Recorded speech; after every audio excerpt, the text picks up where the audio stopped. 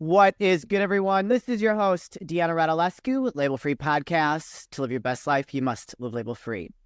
As always, bring incredible guests from all over the world, so sit back, relax, and tune in. My next guest is a specialist in international affairs and served in the U.S. State Department and at two major North American universities, researching and writing articles and studies on Islamic culture and its manifestations historically and in the modern era. He is the author of See Sultans, Shamans, and Saints, Islam and Muslims in Southeast Asia, as well as the 4 novels on the Korean War titled An Inconvenient War. Please welcome Emery Buxton. Emery, welcome to the show. Thanks a lot. Glad to be here. That's quite... You've studied and written books about some pretty interesting subjects. Why Islam and Muslims? Well, when I was in the Army, a long time ago, as a young man, I worked on German problems. Okay. But I found that there were too many people competing with me, so I decided to go to another area of the world. And there weren't many working on the Middle East or the Far East. Okay. So I chose that area. Interesting. And so, what did you like that area opposed to German? Well, I had a German wife, so I can hardly. Well, I'm Polish and German, so I mean, just for the sake of conversation. Yes, of course.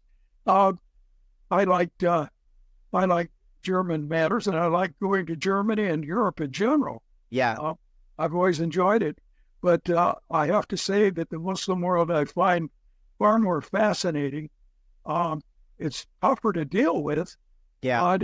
It's very rewarding when one gets into it. Yeah. I have lots of Muslim friends, and I have to say that they've treated me very well. And of course, I've treated them well. Yeah. And I find that there's a rapport has grown up between me and them. Sure. Yeah, we have some neighbors that are Muslim, very nice people. I mean, just very, very nice, very generous too. So, I mean, I would attest to that. So tell us about this journey of writing this book. You're a specialist in international affairs, and is that what motivated you to write this book? When I retired from active teaching and running around the world, I decided that I needed something a little more sedentary. And I also needed something that was a bit different from what I'd done before. So I decided I would try to master novel writing. Okay. So the first one I wrote was, the first set was the one on the Korean War. But this one grew out of another inspiration. I had 2 professors in graduate school who had taught me Islamic history. Okay. And so I took that Islamic history and developed a whole 3-volume set on the Middle East during World War I. Now, they taught me a lot more than that, but what they did teach me was very interesting, and I did a little more research on it. By the time I got to retirement, I knew how to research extremely well, and so it didn't take me very long to catch up on things and to bring forth a novel with good historical antecedents to it. So it developed from there. And then I had an experience down in South Carolina when I lived there of trying to fit in. I'm from Buffalo, New York, and going to the South was a little bit strange. But I learned how to deal with people in the South very well. I found them extremely generous and kind, and told me a lot about how to get along in the South. Nice. So I took 2 characters from there, one from near Charlotte, where I'd lived, and I postulated that they would become the hero and heroine of my books. I love it. And so that worked very well. I found the combination extremely good. And to cap it all off, I decided that he would be arrogant as hell. I've run into a lot of people that way, and she would be a flirt. Nice. And so I developed the novel from there. Awesome. And so that was the one for the Inconvenient War, around the Korean War? No, this one is for the most recent set. Oh, I gotcha. Okay. All right. So I'm a little bit confused. I love it. And so what do you want people to get out of the book? So is there a little bit of history in there, or is this strictly a novel? No, there's a lot of history in there. It's about World War One from an entirely different angle. Most of the time in the United States, because we fought World War One in France, Okay. we see World War One as a French development or French-German development, whereas there was a lot going on in other parts of the world. One of those was the Ottoman Empire, which was an ally of the Germans. And there was a whole front in that area, in a whole series of battles, like the famous Battle of Gallipoli. The British tried to invade Turkey through this south. And so I decided that needed some exploration. And this set of novels examines that war. Oh, wow. I was terrible in history, but I'm assuming people that love history would love this book I think they'll like it. or this set. How many are in the set? Three volumes in the set. Wow. Oh my gosh. The first one deals with kind of a travelogue of the couple traveling as separate individuals, as reporters, and they move through the entire area of the Middle East. Okay. And so one gets the view of British colonialism and an old empire, the Ottoman Empire, which was in slow decay, and what happens through World War One is that the whole thing collapses. British colonialism dominates, and the Ottoman Empire splits up into about, I'd say, 5 or 6 different regions. That's where Turkey comes from, and Syria, and so forth. So that was the first one? That's the first one. The second volume goes into what happened in the Ottoman Empire. Okay. The couple are stationed as news people in Constantinople, and they view the war from that angle. She's interested in the plight of minorities, the Greeks and the Armenians in particular, and he's interested in the actual battles that happen, and they are on the front lines sometimes, and sometimes they're back in Constantinople, but they see the things up close. And so that's the second one. And now the third one. The third one shifts to the south, where the Arabs go into revolt against the Ottomans, and the war comes to a conclusion with the British invasions through Palestine. I gotcha. They used Australians, Indian, and New Zealand troops largely for that escapade. And why did you select this time period? As an author, you search around until you find something you're comfortable with. Yeah, okay. And I felt comfortable with that one. I love it. And so when these all 3 books are available, they've already been published? They've already been published. Wow. And they're available on Amazon, at Amazon, both in Kindle and soft cover. That's amazing. And so how many books have you written? Oh, I think about 15 books. Oh my goodness. That's a lot. Are you writing another one right now? I have another set just about complete. It's on 16th century Indonesia. Oh, wow. And it centers on the place on Aceh, where the great tsunami occurred several years back. Oh, wow. Because it was the seat of an empire. So I have a young woman from South India and a Janissary who comes from the Slavic regions of Europe. And they meet out there and they go through a whole series of adventures. Oh, I bet. That's amazing. That's 5 volumes.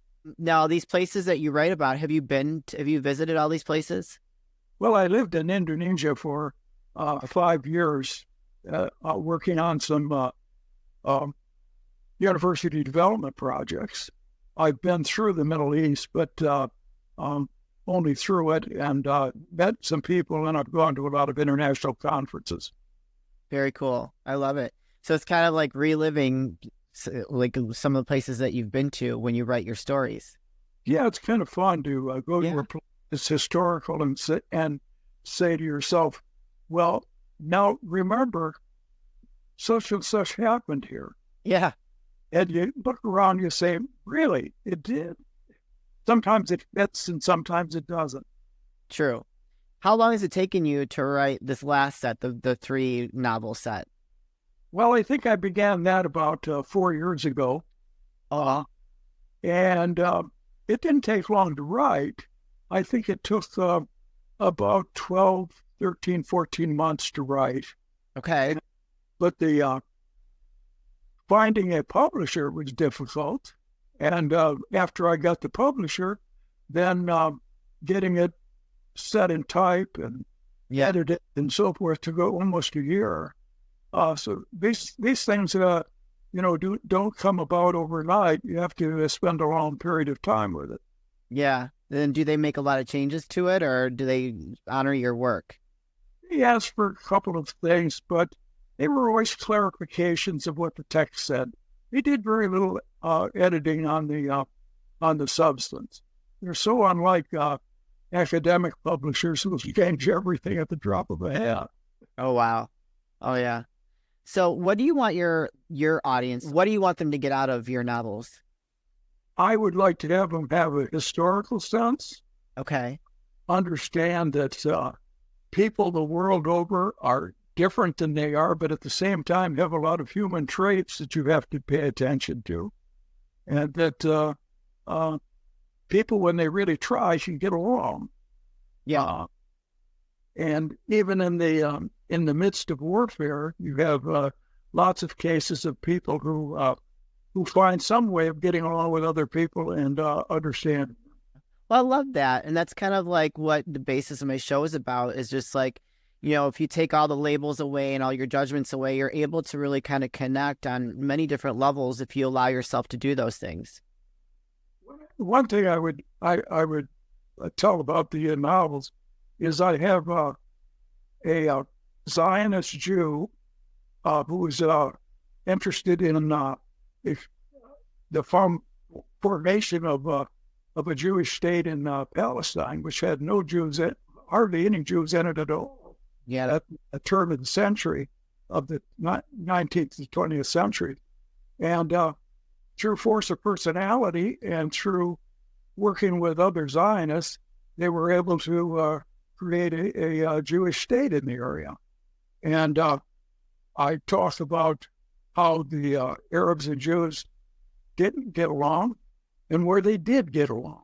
It's kind of on topic, right? Because of the things that are happening globally right now. And it's just like, it's very interesting that you've written a book kind of about that. When did you release that one? That's included in this set of novels. Oh, it is. Okay, it is included. So that's one of the titles then, Sea Sultan, Shamans, and Saints. No, that's the one on Southeast Asia. Oh, okay. I'm confused. You have so many different books. The 3-volume set here of the changing scene and the seam and all the victories. Wow. Okay, so the southern journalists. And these are the ones about the Middle East or World War I. Got it. Okay. Your novels are fiction, but based in history. That's right. Fascinating. I love that. I mean, it seems very unique to me. Well, I don't know. I thought all novelists got into history somewhere, but I guess you may be right. They don't use history the way I use it. Yeah. I come from a scholarly background, and so history is a kind of second nature to me. And so I don't even have to attempt to think about it or research it. I simply know it, probably from having been a university lecturer for so long. Sure.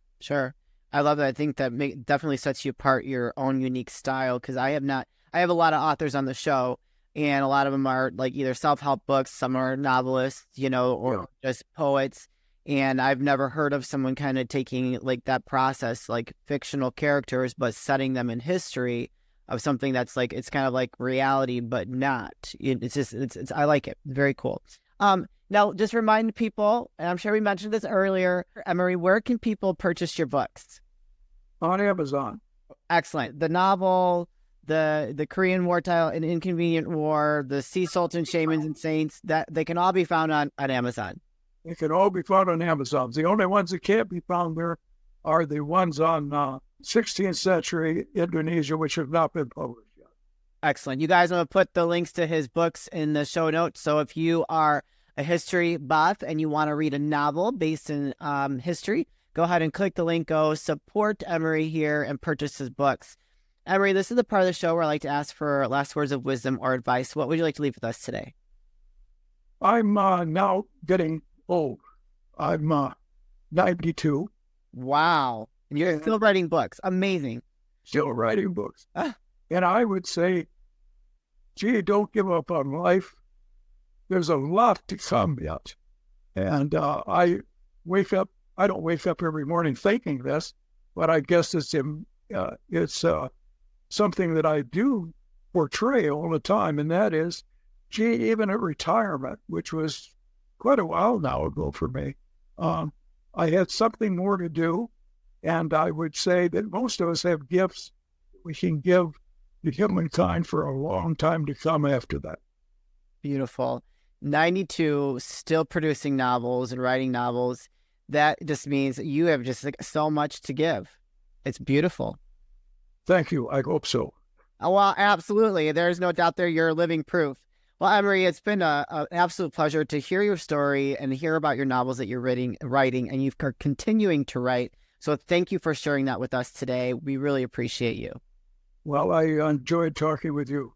Thank you. Thank you, Emery. You guys, this is your host, Deanna Radulescu with Label Free Podcast. To live your best life, you must live label free. As always, don't forget to subscribe, follow, rate, review, comment, share, all those good things. And I'll be back soon with more dynamic guests.